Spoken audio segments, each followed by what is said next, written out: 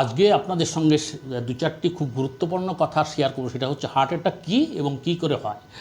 Heart attack কিন্তু কোনো heart নিজে কিন্তু অ্যাটাকড হয় না বা কোনোভাবে সংক্রামিত হয় না, কিন্তু সমস্যার গভীরতা অনুযায়ী এই নামকরণ বহু দিন থেকে প্রচলিত হয়ে আসছে আর কি।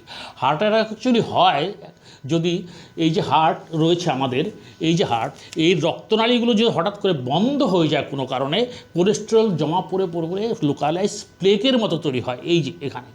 এবং এই যে প্লেকগুলো দেখুন, এই যে প্লেকগুলো আসলে বড় হতে হঠাৎ করে রাপচার করে যায়। রাপচার করলে সেখানে রক্ত জমা হয়ে রক্তের ক্লট হয়ে যায়, এবং এই রক্ত ক্লটই কিন্তু ওই শিরাকে বন্ধ করে দেয়, এবং হার্ট কিন্তু নিজস্ব অক্সিজেন এবং গ্লুকোজ নিউট্রিশন কিছুই পায় না। সেই জন্য হঠাৎ করে হার্ট মাসেলও নষ্ট হতে শুরু করে।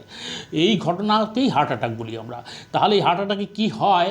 হার্ট অ্যাটাকে কিন্তু সামনের দিকে বুকে সাংঘাতিক রকমের কম্প্রেশন ফিল হবে, মানে কেউ চেপে ধরে বসে আছে, ব্যথা হবে এবং শ্বাসকষ্ট হবে। এরকম হলে কিন্তু সঙ্গে সঙ্গে সরবিট্রেট যদি পান 5 মিলিগ্রাম জিভের নিচে দেবেন। যদি 8 থেকে 10 মিনিটের মধ্যে ভালো হলেন তো ভালো, আর নইলে কিন্তু সঙ্গে সঙ্গে যেখানে হার্টের ভালো ফ্যাসিলিটি আছে সেখানে ইমিডিয়েটলি ভর্তি হতে হবে, এই কোনো রকম সময় নষ্ট না করে। আশা করি এইটুকু মনে রাখলেই খুব উপকৃত হবে। নমস্কার, সবাই ভালো থাকুন।